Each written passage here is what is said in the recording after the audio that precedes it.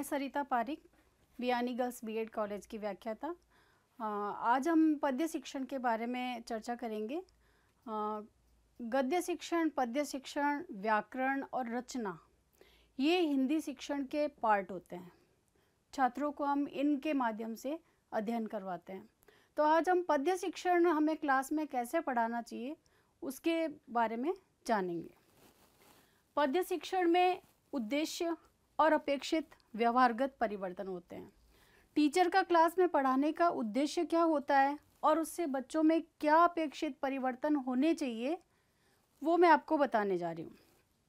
सबसे पहले आता है ज्ञानात्मक, और ज्ञानात्मक के अंतर्गत भाषा तत्वों का ज्ञान प्राप्त करना। विद्यार्थी को हम पहले जो हम टॉपिक क्लास में पढ़ाने जा रहे हैं उससे संबंधित हम उसको प्रत्यास्मरण करवाते हैं, यानी कि उससे रिलेटेड उसको जो भी नॉलेज है वो हम उसे पुनः उसको हम याद दिलाते हैं कि आपने पहले पिछली कक्षाओं में इसके बारे में पढ़ा है। तो विद्यार्थी पहले उसका प्रत्यास्मरण करेंगे और प्रत्यास्मरण करने के पश्चात उसको हम उसी नॉलेज को नए नॉलेज से जोड़कर उसको नवीन ज्ञान प्रदान करते हैं। तो बच्चे को पहले हम प्रत्यास्मरण करवाते हैं और उसके बाद हम प्रत्याभिज्ञान करवाते हैं। फिर विद्यार्थी, जैसे हम क्लास में मीरा के भक्ति पद पढ़ा रहे हैं, तो विद्यार्थी मीरा के भक्ति पद हैं, उनकी जो पद्य में जो उसकी विषय वस्तु है जो हम उसको पढ़ाने जा रहे हैं क्लास में, उस विषय वस्तु का ज्ञान प्राप्त कर सकेंगे बच्चे। फिर आता है विषय वस्तु का ज्ञान प्राप्त करना। तो विद्यार्थी, जो हम भक्ति के पद पढ़ा रहे हैं, मीरा के भक्ति के पद क्लास में पढ़ा रहे हैं, तो उस पद्य की विषय वस्तु का ज्ञान बच्चे प्राप्त करेंगे और उसके बारे में जानेंगे। फिर आता है दूसरा अर्थग्रहणात्मक। अर्थग्रहणात्मक के अंतर्गत बच्चे दो प्रकार से अर्थ ग्रहण करते हैं, एक तो सुनकर अर्थ ग्रहण करते हैं और एक स्वयं पढ़कर अर्थ ग्रहण करते हैं। तो सुनकर तब अर्थ ग्रहण करते हैं जब टीचर क्लास में उस पद्य को पढ़ाकर उसका भाव बच्चों को समझा रहा है और बच्चे उसको सुनकर उसका अर्थ ग्रहण करते हैं। और उसके बाद में पढ़कर अर्थ ग्रहण करना, तो बच्चे स्वयं, टीचर अगर बच्चों को कहता है कि आप स्वयं इस पद्य को पढ़ो, तो वो बच्चे जो टीचर ने पढ़ाया है उसको रिकॉल करते हुए स्वयं उस पद्य को पढ़ेंगे और पढ़कर उसके बारे में अर्थ ग्रहण कर सकेंगे।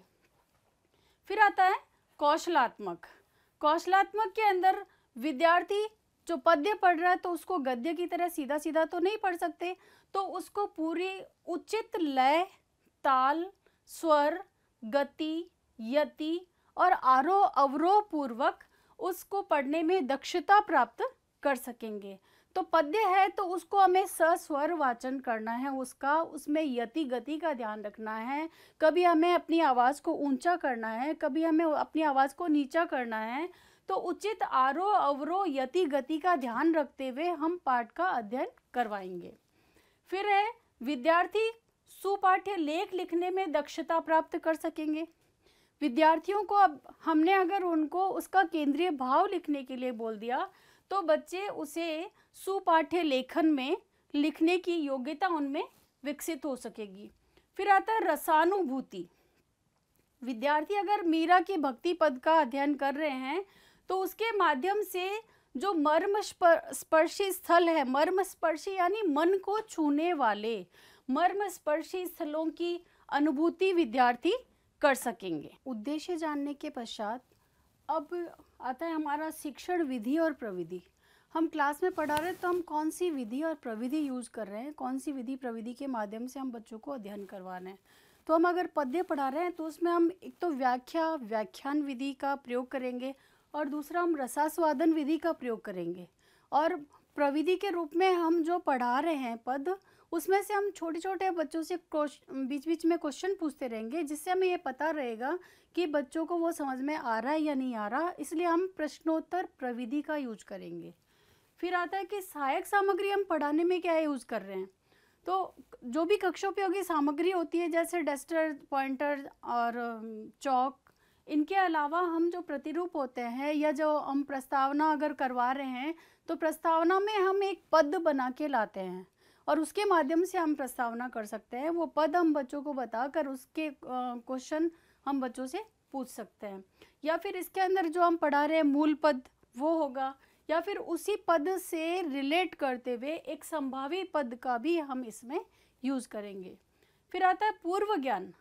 पूर्व ज्ञान में विद्यार्थी श्री कृष्ण और मीरा की अनन्य भक्ति, श्री कृष्ण के प्रति मीरा की जो अनन्य भक्ति है और उसका जो प्रेम है उसके विषय में बच्चे पहले से पढ़ते आ रहे हैं, अतः उन्हें वो उसके बारे में ज्ञान रखते हैं। फिर हम आते हैं प्रस्तावना प्रश्न। प्रस्तावना कैसे करते हैं?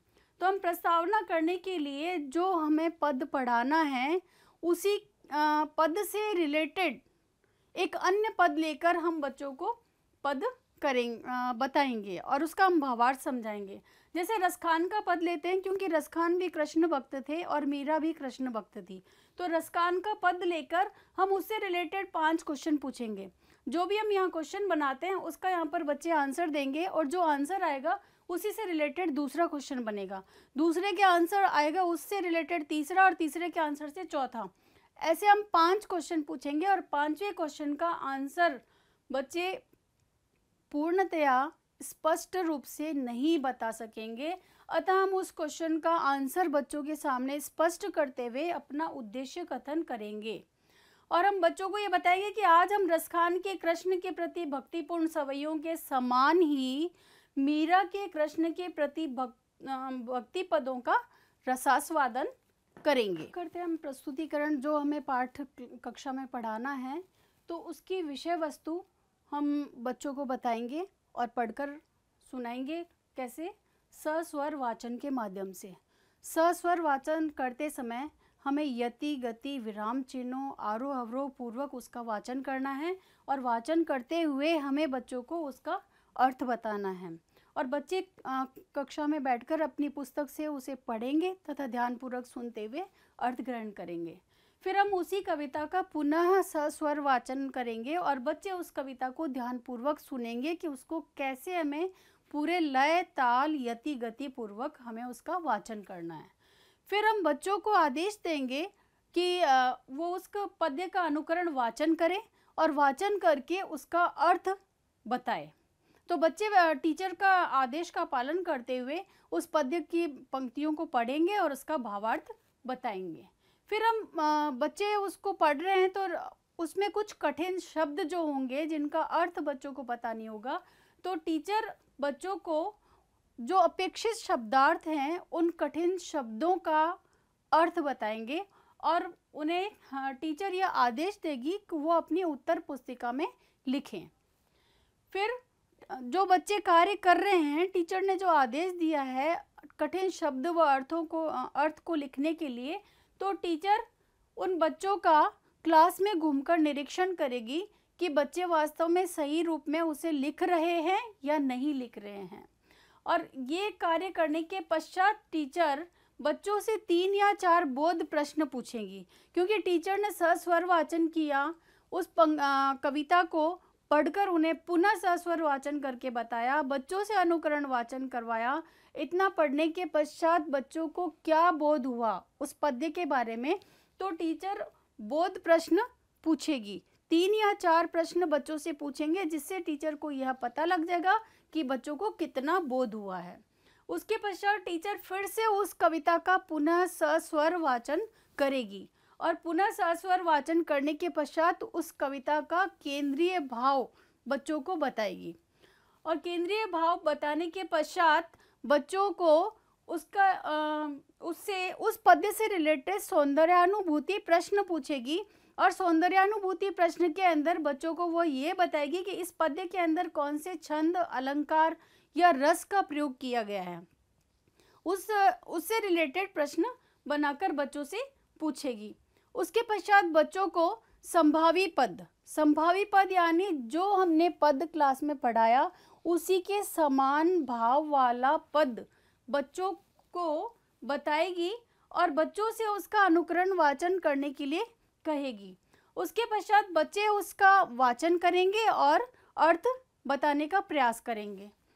फिर हमने जो मूल पद पढ़ाया और जो संभावी पद पढ़ाया, तो उसमें हम तुलना करेंगे कि उसमें किसका वर्णन किया गया है और इस पद में किसका वर्णन किया गया है। जो हमने संभावी पद लिया उसमें किसका वर्णन किया गया है। दोनों में समान बातें बताई गई है, किसका वर्णन है, किसके बारे में बताया गया है। तो इस प्रकार हम दोनों पदों में तुलना करेंगे, तुलनात्मक प्रश्न हम बच्चों से पूछेंगे और बच्चे उसका आंसर देंगे। इसके पश्चात हम बच्चों से मूल्यांकन प्रश्न पूछेंगे, क्योंकि हमने पूरा पद पढ़ाया और उसके पश्चात हमें पूरी क्लास का यह मूल्यांकन करना आवश्यक है कि कौन से बच्चे ने कितना ग्रहण किया। तो हम बच्चों से बहुविकल्पी प्रश्न पूछेंगे और बहुविकल्पी प्रश्न में हम उनको 4 ऑप्शन देंगे, 4 में से एक ऑप्शन बच्चा बताएगा और उसको हम फिल कर देंगे।